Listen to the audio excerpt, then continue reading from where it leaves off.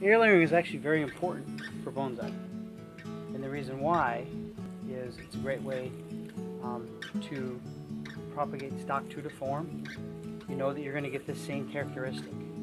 You get the exact same growth characteristics as a parent plant. Or if this particular type of plant did what we call a sport or a witch's broom, which is a really tight contorted growth pattern, we can air layer it off and keep that plant and make it into its own plant that we can propagate from later. When we do this, normally we do it on trees that are very vigorous, that are well fertilized.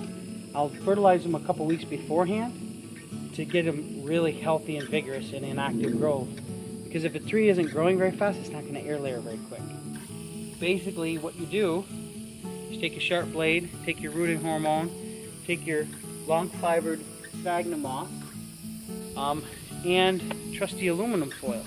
And the reason why we use aluminum foil instead of plastic is because it blocks out the sun. So this long shoot obviously is vigorous. I wouldn't cut this back when I put the air layer on. And the reason why is I want this very vigorous. I want it to be growing really crazy. Because the faster this plant grows, sunlight hits it, makes starches and sugars, it goes back down to store it into the vascular system of the plant, and it gets caught where we cut it with the blade. Because what we're doing is cutting the cambium off. So moisture can come up through the sapwood, and then this plant can make all of its energy, but it can't go back down because we've girdled that off. If we didn't cover this, it would probably desiccate, the sap would dry, and this whole section would die. But I really need to cut this off anyway for this future bonsai tree. But instead of cutting it off, I'm going to try to get 100 per plant air layers because it's free trees, and the trees will have a really nice radial root pattern, a lot better than buying trees from like a regular nursery. What we do is we take the sharp blade and we cut straight across all the way around the branch.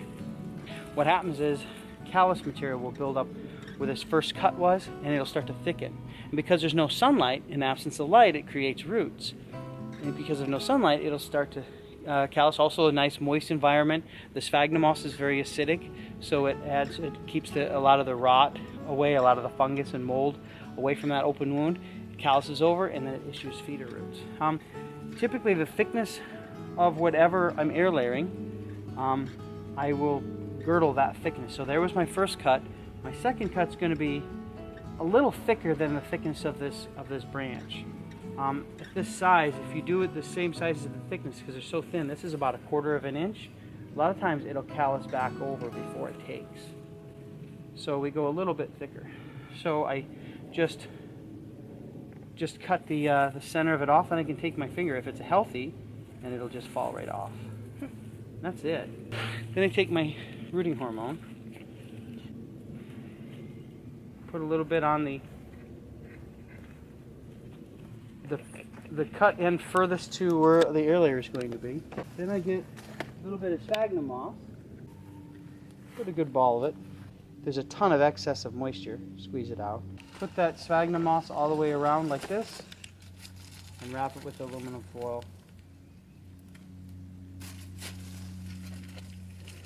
If there's any branches or anything stuck in that air layer, I take them off.